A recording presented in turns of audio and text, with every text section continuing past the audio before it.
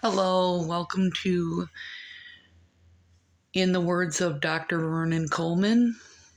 And right now I'm reading from this book that he wrote called Endgame.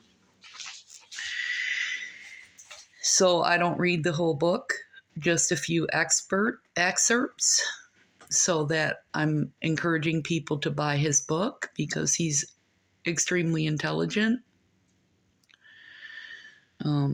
This is in the second chapter, I believe, under bankruptcy. The Great Reset, as advertised by Prince Charles, doesn't include any provision for private property unless you are already a billionaire or a member of the British royal family. If you don't believe me, check out Agenda 21 Promotional Guff as published by the United Nations and take a look at Pope Francis's work on private property. So I hear you asking, how are the Sturmbanfers and Obersturmbanfers planning to take away our private property? Silly question, I'm afraid, because they've already started their 5-point plan to bankrupt us all. The only people able to own private property will be billionaires and the royals. You didn't think they'd give up on their wealth, did you? They don't want us to own anything because people who own a home or a pension or have a few quid in the bank have an unacceptable tendency to assume they are free citizens.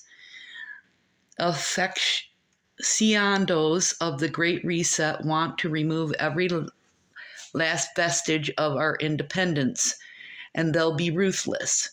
First, of course, crashing the global economy has buggered up any investments you may have, and don't think you're okay if you don't have any investments, because unless you work for the state and have a state pension, your retirement fund will have been savagely damaged by the destruction of the economy. Wrecking the global economy was deliberate, not accidental. It was part of the Agenda 21 plan.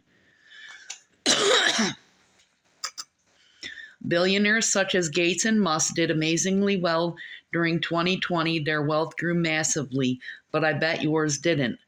But then Bezos controls much of the internet. The Gates Foundation has shares in a variety of drug companies making specific products, and Musk has the electric car industry tied up. The rest probably just shortened the markets to get rich. Remember the Rothschilds at the end of the Battle of Waterloo? They tricked all of the other traders into thinking that Neapolitan had won, and then they cleaned up and made a huge fortune. Second, they have reduced interest rates to a level never seen before. If you have £1 million sitting in your government savings account, the annual interest will just about buy you a tank full of petrol, which is gasoline. And just to add to the excitement, the central banks are all talking about negative interest rates. Put a few quid into a deposit account and you'll have to pay interest to the bank. Third, crashing the economy will destroy millions of jobs. The United Nations said in 2020 that 50% of all jobs are going to disappear, and we can trust them because it's their game, their ball, and their packet of sandwiches. Those without jobs will have to rely on government handouts, renamed the Universal Basic Income. Fourth, if you own your own home or think you do or own part of it, and then you're in trouble. Interest rates are going to remain the lowest in history for a while to make sure that those with savings see their savings slowly disappear. And then interest rates will go up, not a bit, but a lot. I'll explain why in a moment. And when interest rates are up 8, 9, or 10% or even higher, imagine what mortgage payments will reach. They'll be even higher. And most people won't be able to afford to keep their homes. That will be the end of private home ownership and another step towards a successful Agenda 21.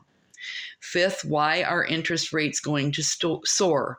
Well, because when interest rates rocket, so too will inflation. And massive inflation is the best way for governments to get rid of their massive, otherwise unpayable debts. And massive rates of inflation also destroy any savings that the people may have hung on to. Oh, and there's a special sixth trick up their sleeve: taxes. Governments everywhere have been throwing money around with great joy, 10 billion here, 100 billion there. They'll need to replenish the coffers and pay off the debts, and so taxes are going to rise. They'll invent new taxes that you've never dreamt of, and the main aim will not be to raise money, but to impoverish everyone. They don't want us to own anything. It's the plan. Check it out. I'm not making this up. And when we're all impoverished, they will generously pay us all a universal basic income, and will be entirely dependent on Bill Gates, Klaus Schwab, and company for our daily bread. If we misbehave or criticize our masters, then our payment won't come through and our digital bank account will remain empty. If we were to lose this war, which we won't because we can't, the descendants would all be living in mud huts and eating grass and slug pie, while the billionaires will get forever rich. The people controlling the system are not inept or incompetent. They are deceitful, devious, and far more wicked than anything most of us have ever come across. When I was a GP, which is a doctor, I worked as a police surgeon for some years. I have met, examined, and interviewed a number of murderers. I never met any as evil as the deceitful and devious politicians, scientists, and doctors now determined to destroy everything we value for power and money. Make no mistake about it, the end of civilization is coming toward us at the speed of light. There are still people who think things will get better. They won't. Next year is going to be far, far worse than this year, and it is going to be ever harder to break the hold of evil people have on our lives. If you are awake and you care about life, your family, your friends, and your community, then you have to do everything you can to stop these people and halt the Agenda 21 plan. So that would be Dr. Vernon Coleman, and you can find his work on vernoncoleman.com and vernoncoleman.org. And his name is spelled VERNONCOLEMAN. He is a doctor from the United Kingdom who is now retired, and he has written many books, and it would be great if you could look into his work. Thank you, and God bless you. Have a great day.